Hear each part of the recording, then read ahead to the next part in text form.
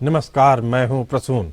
आज चर्चा एएमयू के अल्पसंख्यक मामले को लेकर कोर्ट में चली बहस को लेकर सुप्रीम कोर्ट की 7 जजों की संविधान पीठ ने 8 दिनों की लंबी सुनवाई के बाद अलीगढ़ मुस्लिम विश्वविद्यालय के लिए अल्पसंख्यक दर्जे की मांग वाली याचिकाओं पर फैसला सुरक्षित रख लिया है।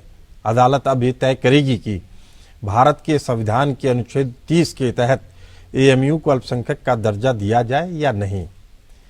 इससे पहले बता दें कि एएमयू और अन्य याचिकाकर्ताओं ने इलाहाबाद हाई कोर्ट के 2006 के फैसले को सुप्रीम कोर्ट में चुनौती दी, जिसमें इलाहाबाद हाई कोर्ट ने अजीज बासा बनाम भारत संघ, जो 5 न्यायाधीशों के पीठ के फैसले पर भरोसा करते हुए कहा था कि एएमयू अल्पसंख्यक संस्थान नहीं है, और हाई कोर्ट ने पोस्ट ग्रेजुएट में मुस्लिम छात्रों के लिए लागू 50% आरक्षण रद्द कर दिया। इलाहाबाद हाई कोर्ट ने 2006 के फैसले से उत्पन्न एक संदर्भ पर सुनवाई कर रही है, जिसमें कहा गया कि एएमयू एक अल्पसंख्यक संस्थान नहीं है। 2019 में सुप्रीम कोर्ट की 3 जजों की बेंच ने इस मुद्दे को 7 जजों की बेंच के पास भेज दिया। मामले में उठने वाले मुद्दों में से एक यह भी है कि क्या एक विश्वविद्यालय एक कानून द्वारा स्थापित और शासित है अल्पसंख्यक दर्जे का दावा कर सकता है। सीजीआई डीवाई चंद्रचूड़ की अगुवाई वाली पीठ, जिसमें justice Sanjiv Khanna, justice Suryakant, justice JB Pardiwala, justice Dipankar Datta, justice Manoj Mishra और जस्टिस एससी शर्मा शामिल हैं, मामले की सुनवाई कर रहे हैं। इस मामले की पूरी संविधान की सूची 1 की प्रविष्टि 63 के अनुसार एएमयू, बीएचयू विश्वविद्यालय जो है और दिल्ली विश्वविद्यालय भी उसमें शामिल है, जैसे संस्थानों को राष्ट्रीय महत्व का संस्थान घोषित किया गया है।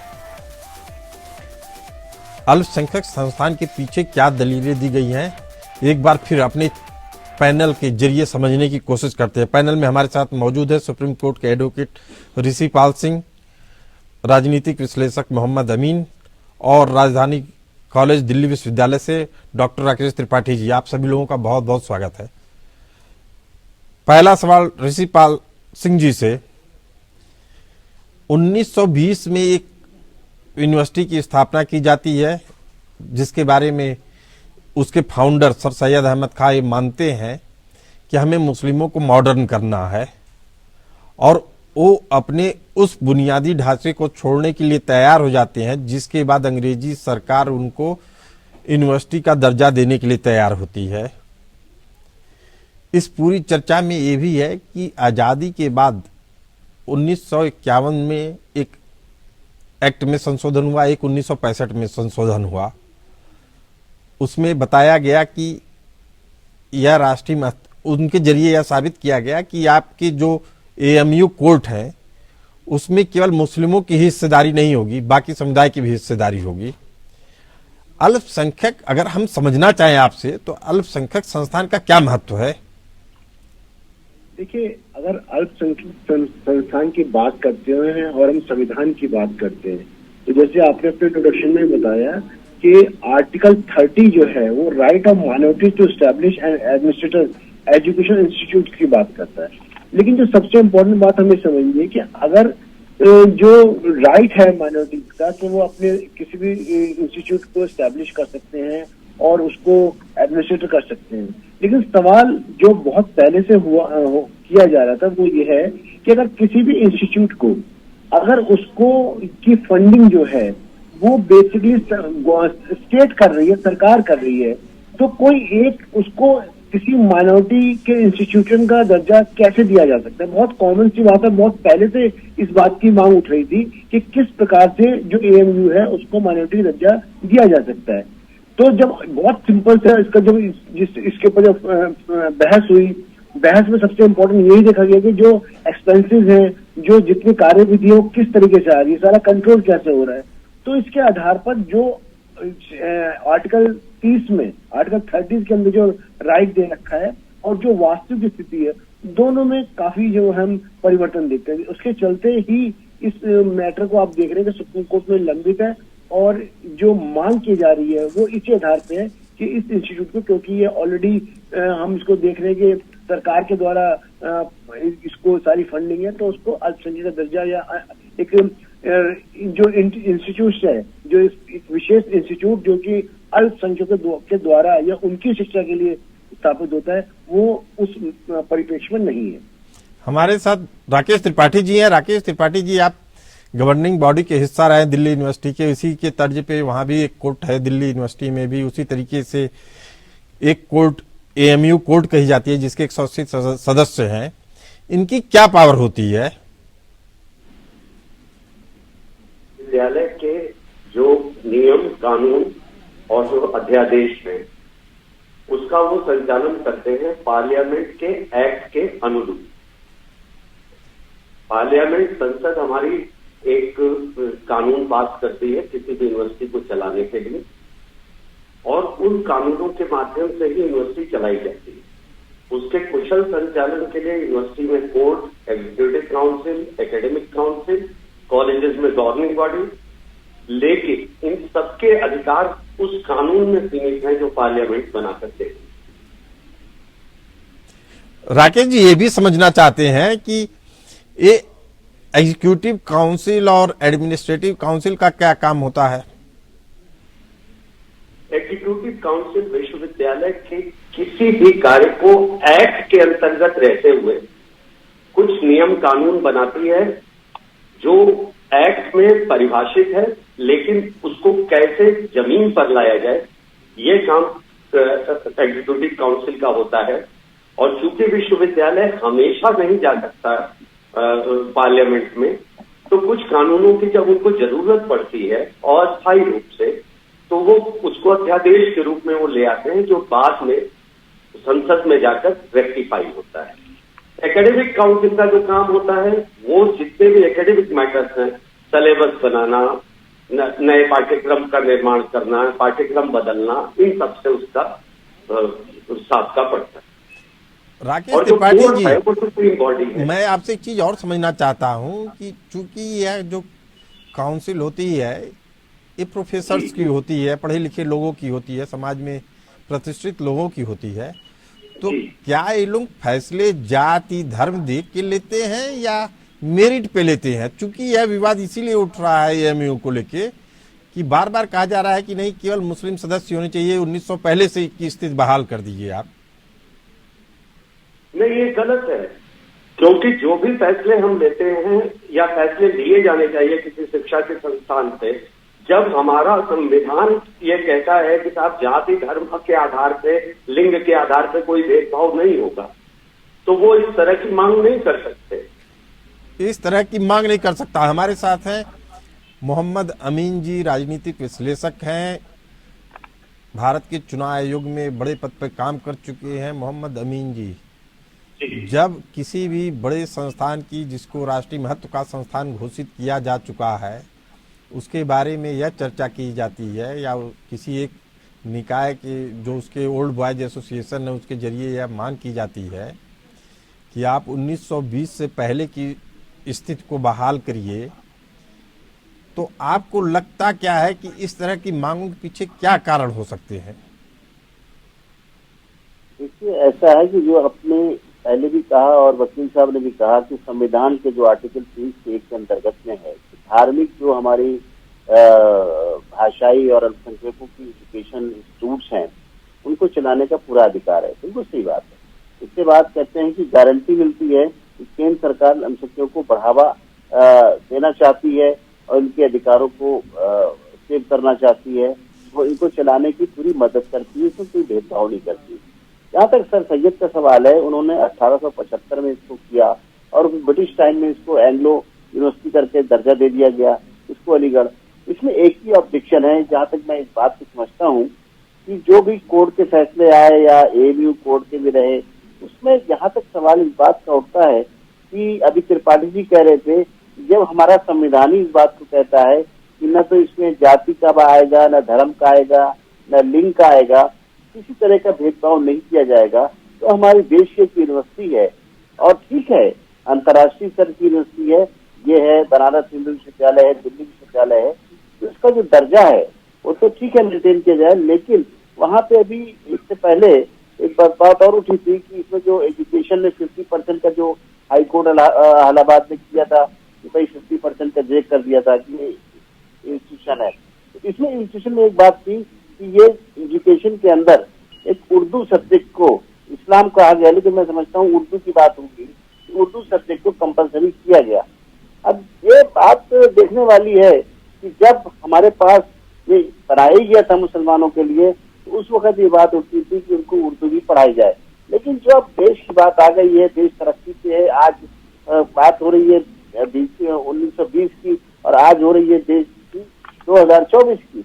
इस परिप्रेक्ष्य में देखते हुए अगर ये कोर्ट गया है और सुप्रीम कोर्ट में सीबीआई के सामने लंबित है, तो वहां पर जो सुनवाई हो रही, तो मैं समझता हूँ कि देश की जो सारी इंस्टीट्यूशंस हैं वो देश की हैं और देश के लोगों के लिए हैं और सभी धर्म जात के लिए हैं और उनको सही समान अधिकार के साथ पढ़ाना चाहिए। उसमें किसी तरह का भेदभाव नहीं करना चाहिए। मोहम्मद अमीन साहब, आपको बताता हूँ मैं कि नेशनलिस्ट ओल्ड बॉयज एसोसिएशन है जो अलीगढ़ के छात्रों का है, जो कहते हैं कि खुद को राष्ट्रवादी।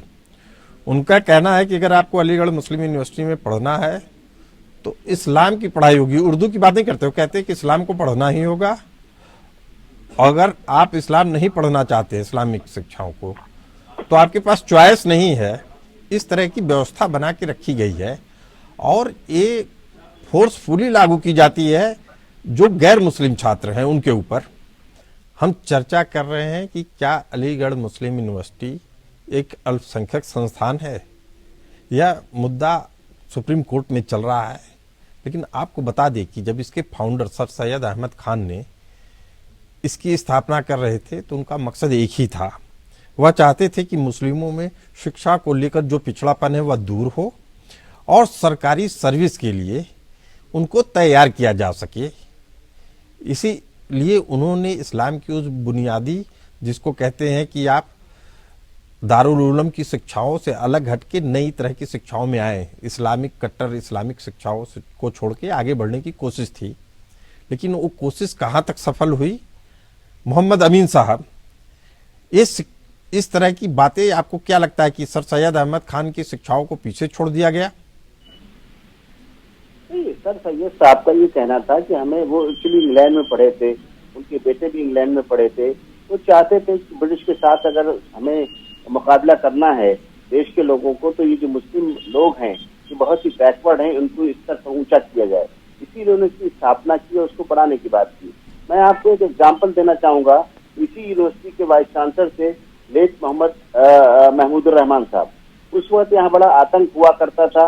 यहाँ पे ये था कि स्टूडेंट यूनियन बड़ी हावी थी और यहाँ पर कोई घुस भी नहीं सकता था और जो बॉयज थे और गर्ल्स थे उनके साथ बड़े अत्याचार किए जाते थे, जैसे भी आप बता रहे हैं इस बात को लेके। तो महमूदुर रहमान साहब जेके काडर के थे और पद्मश्री अवार्डेड थे और वो देशभक्त थे। उन्होंने यहाँ पर आके सबसे पहला कार्यक्रम किया। जितने पुराने यहाँ पर स्टूडेंट थे जो फेल्योर थे, दसियों साल से वहाँ पे कब्जा करके रह रहे थे। नए बच्चों के जिनका एडमिशन होता था उनको हॉस्टल में जगह भी नहीं मिलती थी, वो रह भी नहीं पाते थे, पढ़ भी नहीं पाते थे, उनसे वसूलियां किया करते थे। उसको उन्होंने दूर किया। ओल्ड जितना वहाँ पर यूनिवर्सिटी में कचरा था उसको निकाल के बाहर किया। इस तरह के जो गलत तत्व के लोग थे उनको यूनिवर्सिटी से बाहर किया और उन्होंने पुलिस को परमिशन दी कि अगर आपके पास कोई भी इस तरह की हरकत होती है तो कोई हमसे पूछने की जरूरत नहीं है, उसको आप। मोहम्मद अमीन साहब, इसी में मैं एक बात और जोड़ना चाहता हूँ। जो 1965 में अमेंडमेंट हुआ उस समय वीसी होते थे अली यावर जंग साहब जी, उनके ऊपर हमला होता है और वो कट्टरवादी तत्व ही थे जो उनके ऊपर हमला करते हैं और हमला करने के बाद उनकी स्थिति ऐसी हो जाती है, सरकार की तरफ से भी सपोर्ट नहीं मिलता है और वो इस्तीफा दे देते हैं। उसके बाद से सरकार जागती है और जो एएमयू कोड था उसको केवल एडवाइजरी बोर्ड या सलाहकारी संस्था बना के रख दिया जाता है। उसकी पावर को एग्जीक्यूटिव काउंसिल और एकेडमिक काउंसिल में बांट दिया जाता है। आप ये समझिए कि एएमयू में कभी भी जब आप उदार बनते हैं तो कट्टरवादी ताकतें और हमलावर हो जाती हैं, उनसे कैसे निपटारा मिलेगा। लेकिन उससे पहले हम जानते हैं, ऋषि पाल जी हमारे साथ मौजूद हैं। अंग्रेजों के राज में 1920 में एएमयू एक्ट पास करवाकर मोहम्मडन एग्लो ओरिएंटल कॉलेज को यूनिवर्सिटी का दर्जा दिया गया। उसके बाद अगर कुछ लोग बात करते कि 1920 से पीछे की स्थिति ले जाई जाए, एएमयू कोर्ट में केवल मुस्लिम ही रहे, और इस पे कई बार फैसले आ चुके हैं, लेकिन इससे बड़ी बेंच कहां मामला आपको लगता है फंसा हुआ है जिसको सुप्रीम कोर्ट ध्यान में रखी है? यही बात है जो बहुत इम्पोर्टेंट है, जो हम समझते हैं कि एक तरफ तो यही लोग हैं जो बात करते हैं, धर्मनिरपेक्षता की बात करते हैं, जब इनके फैसले की बात आती है धर्मनिरपेक्षता की बात करते हैं और लोकतंत्र की बात करते हैं, और जब इस चीज का सामना इन लोगों को करना पड़ता है तो अपने आप को प्रोटेक्ट करने की कोशिश करते हैं। कानून की हम बात करते हैं, संविधान की बात करते हैं, सेक्शन 29 की बात करते हैं, आर्टिकल 29 की बात करते हैं, आर्टिकल 30 की बात करते हैं। बहुत सिंपल सी बात है, आप इंस्टीट्यूट है, उस इंस्टीट्यूट को फंडिंग की जा रही है, अगर कानून भी कह रहा है कि अगर फंडिंग की जा रही है, फंडिंग ऐसा तो नहीं कि प्राइवेट, जैसे आपने देखा कि नोएडा के अंदर, गाजियाबाद के अंदर और कई जगह बहुत सारी यूनिवर्सिटी ऐसी है जो कम्प्लीटली प्राइवेट ओन है, जिनके जितने फंडिंग है वो सारे के सारे जो है वो उनके अपने फंडिंग है, या अपना कोई इंस्टीट्यूट चला रहा है जो अपनी ओन फंडिंग से चला रहा है, तो शायद उसको माना जा सकता है कि हाँ ठीक है वो चला रहे हैं। उसके अंदर भी उनको देखना पड़ेगा कि युक्त जो राज्य के जो कानूनी अधिकार, जो आईपीसी के लॉ है, वो उनको कहीं वायलेट तो नहीं कर रहे। ये तो शिक्षा संस्थान है, शिक्षा संस्थान के अंदर जहां आप ये बात करते हैं कि अच्छा पर्पज क्या है, जो शिक्षा व्यक्ति ले रहे हैं उनका पर्पज यही है कि शिक्षित हो, शिक्षित होने के बाद दोबारा समाज में लौटे और लौटने के बाद जो शिक्षा को आगे बढ़ाएं और अच्छी नौकरी या और देश को आगे बढ़ाएं। राकेश त्रिपाठी जी से हम जानना चाहते हैं, राकेश त्रिपाठी जी, आपको क्या लगता है कि जो स्ट्रक्चर बना है एएमयू, जामिया और दिल्ली यूनिवर्सिटी, मैं तो खुद जामिया का स्टूडेंट रह चुका हूँ, मुझे नहीं लगता है कि दिल्ली यूनिवर्सिटी और जामिया के स्ट्रक्चर में कोई चेंज है या कोई बहुत बड़ा बदलाव है जिसके कारण से यह रिफ्ट सामने दिखता है। लेकिन एएमयू में ऐसी क्या खास बात है, या क्या उसके स्ट्रक्चर में, एडमिनिस्ट्रेटिव स्ट्रक्चर में कुछ प्रॉब्लम है जिसके कारण यह मुद्दा बार बार उठ जाता है? कृष्ण जी, अगर आप बात करते हैं दिल्ली एडमिनिस्ट्रेटिव स्ट्रक्चर की प्रॉब्लम नहीं है, ये दो सर सैयद अहमद की बात है और जैसे दो इकबाल की बात है। 1875 में जब मुस्लिम कॉलेज की स्थापना हुई तो उसका उद्देश्य क्या था, पढ़ लिया जाए। लेकिन 1905 से पार्टीशन आप बंगाल से और मुस्लिम लीग की स्थापना से आके वही सर सैयद अहमद खान कैसे सोचने लगे, और उस इतिहास को वहां जाकर देखा जा रहा है। बुनियादी रूप से ये अलीगढ़ मुस्लिम विश्वविद्यालय के गवर्नेंस की बात नहीं है, ये बात इस बात की है कि उस पूरी आजादी के लड़ाई के दौर में जिस तरह मुस्लिम चरित्र बदला, उसकी तरफ कुछ लोग वापस जाने की बात कर रहे हैं।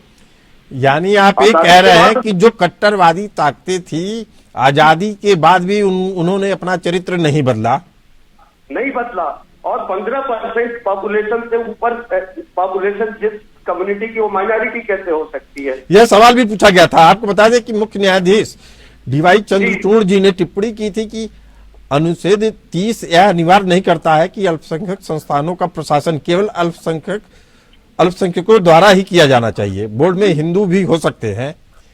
यह अल्पसंख्यक को अपनी इच्छा अनुसार प्रशासन का अधिकार देता है और आपके पास अल्पसंख्यक भी हो सकते हैं। इसके साथ ही एक और न्यायाधीश हैं जस्टिस दीपांकर दत्ता ने पूछा कि पिछले 100 सालों में अल्पसंख्यक संस्थान टैग के बिना, मतलब अल्पसंख्यक टैग के बिना क्या एएमयू राष्ट्रीय महत्व का संस्थान बना हुआ, लोगों को इससे क्या फर्क पड़ रहा है कि अल्पसंख्यक संस्था है या नहीं है? केवल ब्रांड आपका एएमयू है। कितनी बड़ी बात कह रहे हैं दीपांकर दत्ता। मोहम्मद अमीन साहब, आपको क्या लग रहा है, इसके बाद भी नेतार्थ नहीं निकाल रहे हैं कुछ लोग, तो क्या मायने निकाले जाए इसके?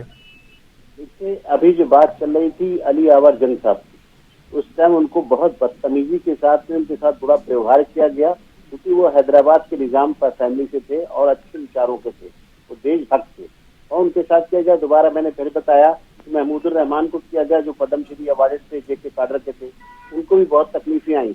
और उन्हें एक चीज और कर दी, यूनिवर्सिटी के अंदर जो बाहर से विदेशी चंदा आता था वो उनके यूनिवर्सिटी के नाम आना चाहिए, वो वाइस चांसलर के नाम आता था, वो अकाउंट खुलवाते थे, उसके पैसे कोई पता नहीं चलता था। लेकिन उन्होंने एक वहाँ रेगुलेशन पास करके अपनी बॉडी के अंदर ये जो भी चंदा आएगा, कोई भी लाएगा, चाहे प्रोफेसर लाएगा या वाइस चांसलर आएगा या यूनिवर्सिटी के नाम आएगा, वो सारा पैसा यूनिवर्सिटी के अकाउंट में जाएगा और अकाउंटेबल होगा। ये बहुत बड़ी बात थी, तो उनके भी लोग पीछे पड़ गए थे।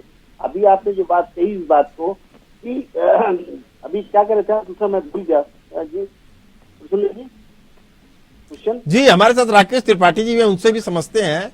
राकेश जी, आप ये बताइए कि जो कोर्ट होती है, एग्जीक्यूटिव काउंसिल या एडमिनिस्ट्रेटिव काउंसिल, इसके ऊपर क्या सरकार का कोई दखल हो सकता है, सार्थक दखल, ताकि इस पूरे विवाद को एक किनारे रख के एक संस्थान को जो इतना राष्ट्रीय महत्व का है, सारी चीजें हैं उसमें, अच्छे अच्छे स्टूडेंट निकलते हैं उससे, जो देश के बड़े बड़े पदों पे बैठते हैं,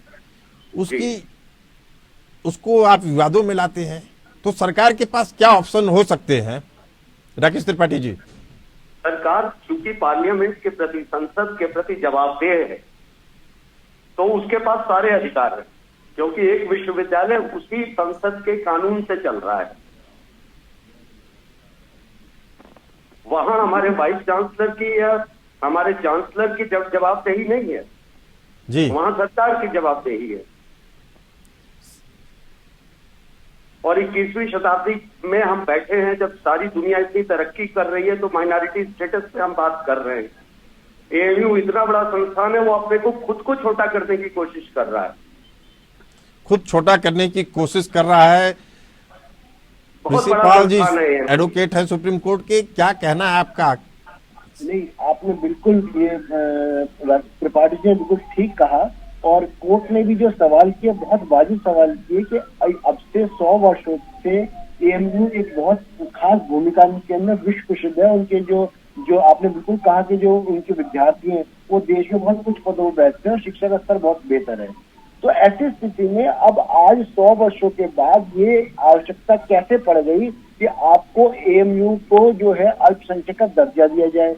और अगर वो बिल्कुल कहा आपने, अगर दर्जा देने का मतलब है कि आप कहीं ना कहीं अपनी भूमिका को, अपने नाम को, अपने ब्रांड को और छोटा करते हैं, तो ऐसी स्थिति में जो वहां से शिक्षित लोग हैं उनके प्रति, या जो वहां उसमें जो उनको जॉब देने वाले और लोग हैं, उनके प्रति उनके मन में कोई भावना या कुंठा का होना बड़ा स्वाभाविक सी बात है, इसको हम नजरअंदाज नहीं कर सकते। जी जी, आप लोगों की बात से इतना तो समझ में आ रहा है कि अब मुसलमानों का प्रतिनिधित्व ऐसे लोगों को करना चाहिए जो समाज में सद्भावना फैला सके।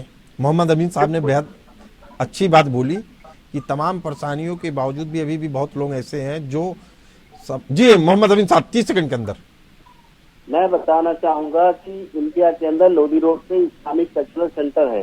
जब इसकी स्थापना हो रही थी तो मैं इसका फाउंडर मेंबर हूँ, और ये बात हमने रखी थी कि इसमें सभी धर्म के लोग होने चाहिए, क्योंकि बहुत से क्लब हैं जिनका मैं मेंबर हूँ, PSY है उसके अंदर तंत्र चलाते हूँ, और भी हमारे क्लब है, जिमखाना क्लब है, इसमें सभी धर्म के लोग होते हैं।